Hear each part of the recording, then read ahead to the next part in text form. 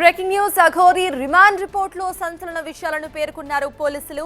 తన పురుషాంగాన్ని శివుడికి అర్పించారంటూ గతంలో అఘోరి చెప్పిన రిమాండ్ రిపోర్ట్లో అసలు విషయం ఇప్పుడు బయటపడింది. దొంగతనం చేసినందుకు శ్రీనివాస్ పురుషాంగాన్ని గ్రామస్తులు కాల్చారంటూ పోలీసులు రిమాండ్ రిపోర్ట్లో పేర్కొన్నారు. చిన్నప్పుడు శ్రీనివాస్ తరచూ కూడా దొంగతనాలు చేసేవాడని, వాటికి గ్రామస్తులు శిక్షలు వేసేవారని చెప్పారు.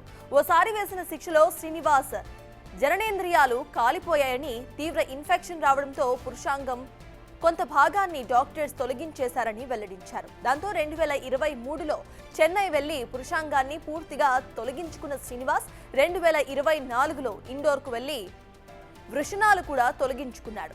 అఘోరిలా మారితే త్వరగా పాపులర్ కావచ్చని భావించిన శ్రీనివాస్ స్త్రీ లక్షణాలు వచ్చే హార్మోన్ థెరపీ కూడా తీసుకున్నాడని పోలీసులు రిమాండ్ రిపోర్ట్లో వెల్లడించారు. జుట్టు పెంచుకుని అఘోరిలా మారిన శ్రీనివాస్ భక్తుల నుంచి డబ్బులు, కానుకలు డిమాండ్ చేశాడని, ఇవ్వకపోతే తాంత్రిక శక్తులతో అంతం చేస్తారని బెదిరించేవాడని పోలీసులు చెప్పుకొచ్చారు. ఇక అఘోరి స్వతహాగా ట్రాన్స్జెండర్ కాదని కూడా రిమాండ్ రిపోర్ట్లో తేల్చేసిందే. అఘోరిలా జనాన్ని ఆకర్షించడం కోసమే శ్రీనివాస్ సర్జరీస్ చేయించుకున్నాడని పోలీసులు అంటే మనం గతంలోనే చాలా విషయాలు మాట్లాడాం కాబట్టి ఇప్పుడు ఈ రోజు ఛానల్లోకి రావడానికి గల ముఖ్యమైన కారణం ఏంటంటే స్వామి, సంవత్సరం నుంచి అన్ని ప్రయత్నాల్లో అన్ని విధాలుగా అన్ని కావాల్సిన వ్యవహార శైలిలలో అన్ని కాగితాల రూపంగా స్వామి మీరు ఒక్కసారి కారు ఆపుకొని మాట్లాడతారా?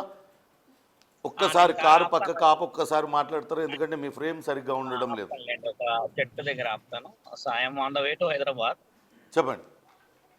అయితే ఇక్కడ గమనించాల్సిన విషయం ఏంటంటే స్వామి, సంవత్సరం నుంచి మనము ఎన్నో పోరాటాలు చేసుకుంటూ ఎన్నో విషయ వివరణలు ముందుకొచ్చి ఎన్నో విధాలుగా పోయడానికి శ్రీనివాసే అవకాశాలు ఇచ్చాడు. శ్రీనివాస్ చేసిన పనులన్నీ చూడండి, మీరు గమనించి చూస్తే అఘోరాల అఖాడాల నుంచి కాగితాలు వచ్చేంత వరకు శ్రీనివాస్ ఎలాంటి వాడు అనేది చాలా మందికి తెలియలేదు. అంత ముందుకున్న దాంట్లో విషయంలో చూస్తే వర్షిని విషయమే కానీ, వాళ్ళ పేరెంట్స్ విషయమే కానీ, ఇంకెవరి విషయమైనా కూడా చూడండి, ఎక్కడ కూడా వెరీ వెల్ మెచ్యూర్డ్గా ఎక్కడ క్లారిటీ లేదు. లేని సమక్షంలో ధర్మాన్ని కాపాడాలి అని చెప్పేసి సాధు సత్పురుషులంతా మహాకుంభమేళ నుంచి ఒక నినాదంగా దేశమంతా తిరుగుతూ ఉంటే, ఈయన గారు మాత్రము ఆడపిల్లల విషయంలో, డబ్బుల విషయంలో కానీ, ఇంకా ఏదైనా పూజల విషయంలో కానీ వితండవాదవానికి పోలీస్ అధికారుల మీదకి పోవడము, ఇంకెవరైనా అడ్డుపడితే దుర్భాషలు ఆడటమే చూస్తూ వచ్చాము. ఇలా చూస్తూ వచ్చిన క్రమంలో ఈయన గారు చేసినది ఏంటంటే స్వామి, జనవరి 1 రోజు రాధిక అనే ఒక అమ్మాయి మెడలో తాళి కట్టాడు. అలా కట్టడం చేత అదే రోజు సాయంత్రము ఇంకేదో విషయం వివరణ జరిగేసి 15 రోజులలో తిరిగి వస్తానని చెప్పి వెళ్ళిపోవడం మనందరికీ తెలిసిన విషయమే. ఆ తర్వాత వర్షిని వాళ్ళ ఇంట్లోకి చేరి వాళ్ళ పేరెంట్స్తో కానీ వాళ్ళతో కానీ కొంచెం ఫ్రీగా ఉండి ఒక 1 వీక్ 10 డేస్ అక్కడ గడపడం చూసిన తర్వాత వర్షిని తీసుకెళ్ళి ఆ అమ్మాయిని ఇబ్బంది పెట్టడం, ఇవన్నీ వివరాలు తెలిసాయి. ఇప్పటి వరకు వర్షిని విషయంలో న్యాయం ఏం జరిగింది ఒక విషయము, ఆ అమ్మాయి ఇంకా ఎక్కడ ఉన్నది, ఒక చైల్డ్ ప్రొటెక్షన్ సంవత్సరంలో ఉన్నది అన్న రెస్క్యూ హోమ్లో పెట్టారామని. సరే, ఇవన్నీ పక్కన పెడితే అసలు నిజంగానే కాదండి, సాధువులు కానీ ఈ సత్పురుషులు మీరు అంటున్నట్టుగా అఘోరాలు, నాగ సాధువులు ఎప్పుడో కుంభమేళాలు జరిగినప్పుడు అక్కడికి వస్తారు, వాళ్ళేవో ఆ నదీ స్నానాలు చేస్తారు, ఆ పూజలు చేసుకుంటారు, తిరిగి మళ్ళీ ఇటు వెళ్ళిపోతారు. కానీ ఎప్పుడు కూడా ఇట్లా రోడ్ల మీద పడి తిరగడం, ఎవడు కనపడితే వాడి మీద త్రిశూలాలు వేసుకొని పడిపోయి కొట్టేయడం, బూతులు తిట్టేయడం ఇలాంటివి జరగదు కదా. అసలు ఎక్కడ లేదా సాధు సత్పురుషుల విషయంలో. ఇప్పుడు సహజ సిద్ధంగా ఉన్న బ్రాహ్మణులు కూడా పూజా నియమ నిబంధనలని పాటించేసి దేవాలయ సంరక్షణలోనే, దేవాలయ ఆధీనంలోనే బాగుంటారు. యోగులు, సిద్ధులు, మహాయోగుల విషయం ఇంకా పక్కన పెట్టండి. ఈయన అఘోరాన పేరు పట్టుకొచ్చాడు కాబట్టి సత్పురుషుల పేర్లు ఎందుకు మనం ఈ విధముగా అవహేళన చేసే విధముగా వెళ్ళాలా? ఆడపిల్లల విషయం తీసుకొచ్చి నువ్వు మన సనాతన ధర్మం పేరిట ఆడపిల్లలని ఈ విధంగా తాళి కట్టేసేసి వాళ్ళ పేరెంట్స్ కి నువ్వు మిగిలించిన రోదన ఎన్ని జన్మలు ఎత్తిన పోయే పాపం కాదు.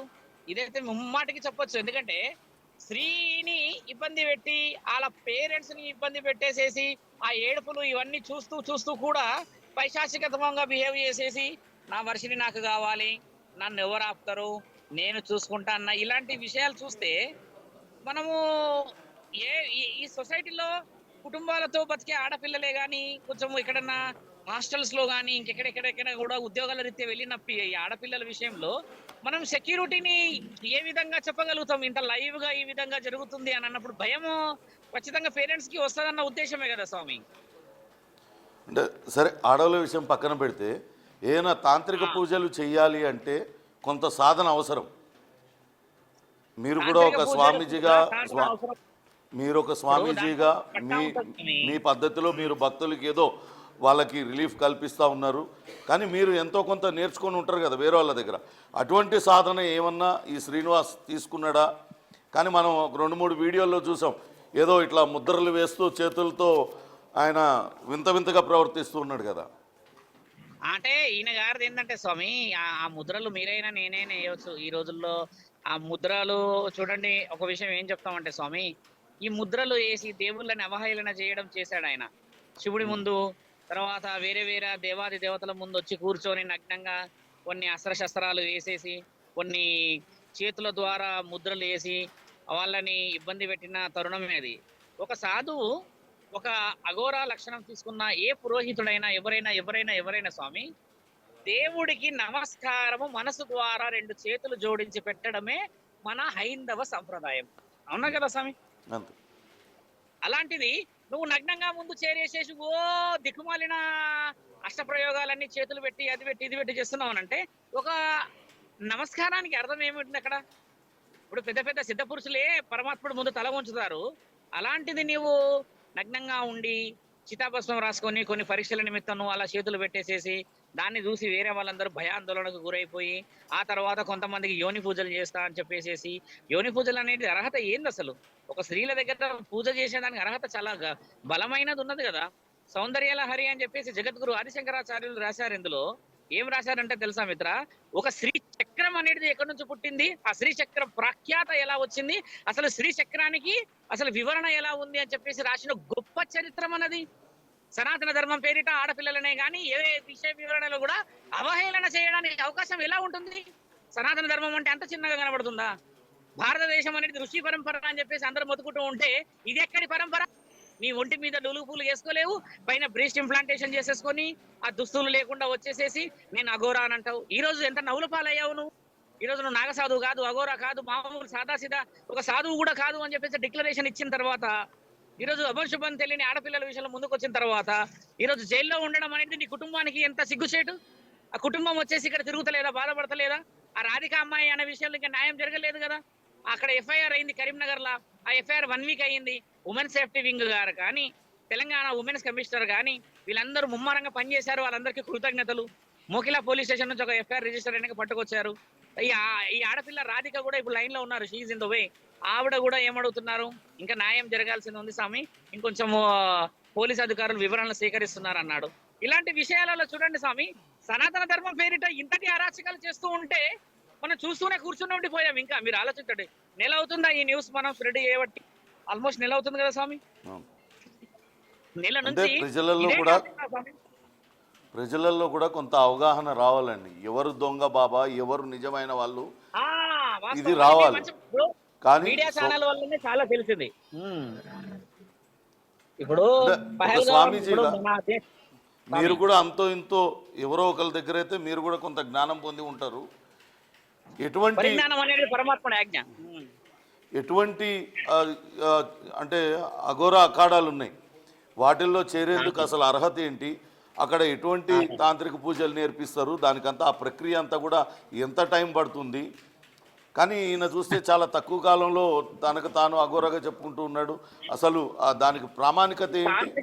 అంటే మీరు కూడా ఏంటంటే స్వామి, మీరు కూడా ఏంటంటే అవగాహన కొంచెము తాంత్రిక పూజ అనేది అఘోరాలలో కానీ ఇంకెవరు కానీ కూడా లేదు. అక్కడ ఉన్న పూజలు ఏంటంటే స్వామి, ఇప్పుడు 15 అఖాడాలల్లో 2 అఖాడాలు ఉండే. 2 అఖాడాలు ఒకటి కిన్నర. ఇంతకు ముందుకు మన కుంభమేళ ముందు వరకు మన దగ్గర 13 అఖాడాలు ఉండే. 13 అఖాడాల తర్వాత దాన్ని 15 చేశారు. 15 చేసి మళ్ళీ ఏం చేశారు, ఆడవాళ్ళని కిన్నర్స్ ని ఒక దగ్గర ఏర్పాటు చేసేసి మొత్తానికి 13కు కుదించారు. 13 కుదించిన తర్వాత ఈ అఖాడాలకి వెళ్ళాలి అని అంటే ముఖ్యంగా సాధువులని కానీ ఎవరిని కూడా అందులో అంత అవహేళన, అంత అవలీలగా లోపలికి రానివ్వరు. వాళ్ళు కొన్ని అర్హతలు చూపిస్తారు. కొన్ని నియమ నిబంధనలు బిగిస్తారు, భిక్షాటన బిగిస్తారు. రోజు నువ్వు నడిచే ఆ నడకలో కాలి నడకన వెళ్ళేసేసి భిక్ష చేసుకొని వచ్చి అదే తినవలేను. నీవు ఉదయం 6 గంటల లోపే నీ సాధన పూర్తి చేయవలేను. తర్వాత గురువుల యొక్క సంరక్షణలో ఉంటూ గురువు సేవలో కొన్ని గురువుకు సంబంధించిన మంత్ర ఉచ్చారణలో వాళ్ళు చెప్పిన డైలీ వైవిధ్యమైన వివిధమైన మంత్ర ఉచ్చారణలు మన దగ్గరున్న వేద శాస్త్రాల మీద గొప్పతనం చెప్పుతారు, కానీ తాంత్రిక మాంత్రిక యాంత్రిక శక్తుల గురించి చెప్పరు. తాంత్రికం అనేసరికి ఏమైంది తంత్రం, మాంత్రికమయ్యేసరికి ఏమైంది మంత్రం, యాంత్రికమయ్యేసరికి యంత్రం. ఈ తనువు మనవు మనసుతో వచ్చిన యంత్ర ప్రయోజనం అంతా గురు సాధకులకు సాధ్యమయ్యే ఒక పట్టభద్రులకి కదా స్వామి. నువ్వు ఏ సాధకుడు అని చెప్పి ఈ రోజు నీకు యాంత్రిక మాంత్రిక తాంత్రిక శక్తుల గురించి మాట్లాడాలి అర్హత లేదు. అఘోరాలు కావాలంటే కారణ జన్మల వల్లనే అవుతారుగా. కారణ జన్మలన్నీ పరమాత్ముడు ఎన్నుకుంటాడు కదా. ఎన్నుకున్న తర్వాత అక్కడికి వెళ్తారు కదా, వాళ్ళు దేశ రక్షణలో ఉంటారు. సంరక్షణ అనేది సౌభాగ్యం, ఇల్లు, సంసారం, భారతదేశం అంతా బాగుండాలని చెప్పేసి నిత్యం హోమాగ్నిలో కూర్చొని తలని కూడా పైకి పెట్టేసి త్రిశూలంలో నుంచి ఒక కాలు అడ్డుగా పెట్టేసి పైన పరమశివుడిని చూస్తుంటారు. దాన్నే బ్రహ్మ కపాల విద్య అని అంటారు. అంటే కపాలం నుంచి పరమాత్ముడిని చేరే మహాజ్ఞాన సంపదని సంపాదించిన అఘోర సాధకులు కూర్చునే ఆ కూర్చోడాన్ని చూడడానికి కూడా మనకు అదృష్టం కావాలి స్వామి. ఈ విధంగా శాసనాలని, ఇతిహాస పురాణాలని యూట్యూబ్ లో గానీ ఇంకెవరెవరో గురువులు సాధకులు అందరం వచ్చి చెప్పడం చేత కొత్తగా వచ్చే విషయ వివరణలు అన్నేసి చూడండి అవగాహన లోపంతో వచ్చేసేసి అదే నిజమైన అవగాహన అనుకుంటున్నాం మనం. అలాంటి పరిస్థితుల్లో ఉన్నాం ఇప్పుడు మనం. కాబట్టి ఏంటంటే ఇది అఘోరా తత్వానికి చాలా అవమానకరమైన విషయం. కాబట్టి మేము రావాల్సి వచ్చింది. రుద్రాక్షలు వేసేసుకొని నువ్వు శివుడు అంటావు, పరమేశ్వరుడు అంటావు, బ్రహ్మ అంటావు. ఇలా చెప్పడం ద్వారా నువ్వు చేసే పనులన్నీ భ్రష్టు పట్టించేవి, సమాజానికి ఎంతో చిగ్గుచేటు పనులు చేయడం చేతానే అఘోరాల అఖాడ నుంచి కాగితాలు వచ్చాయి, ఇక్కడ సాధు సత్పురుషుల నుంచి కాగితాలు వచ్చాయి. ఎందరో గురువులు పీఠాధిపతులు బయటకు వచ్చారు, ఎందరో అడ్వకేట్లు బయటకు వచ్చారు. ఆ ఆడపిల్ల బయటకు వచ్చింది. ఇప్పుడు ఆడపిల్ల కూడా లైన్ లో ఉంది. ఆవిడ కూడా ఎఫ్ఐఆర్ అయింది. న్యాయం జరగాల్సిన సమయం ఉంది స్వామి, ఇంకొంత సమయం తీసుకుంటున్నారు. ఉన్నతాధికారులు, పోలీస్ అధికారులను గౌరవార్థంగా చెప్పింది. ఇప్పుడు ఆ ఎఫ్ఐఆర్ కాపీ కూడా మీకు ప్రొవైడ్ చేస్తాను నేను. You can telecast it also. The people should know what is going behind the screen Swami. సామాయితం కూడా మీరు మాట్లాడండి. ఒక సాధు సత్పురుషులం కాబట్టి, సాధువులం కాబట్టి ముందుకు రావడానికి ముఖ్య కారణం ఏంటంటే ఇంకా శ్రీనివాస్ అలాంటి విషయాల్లో తగ్గాలన్న ఉద్దేశం చాలా ఉంది స్వామి మాకు. ఈ ఆడపిల్లని పరిస్థితిని కూడా వాళ్ళ ఇంటికి చేర్చాలి కదా మనము. ఓకే, థ్యాంక్ యూ శివరుద్ర గారు. అయితే ఎటువంటి సాధన చేయకుండానే తనకు తానుగా అఘోరిగా చెప్పుకుంటూ మోసాలకు పాల్పడుతున్నాడు.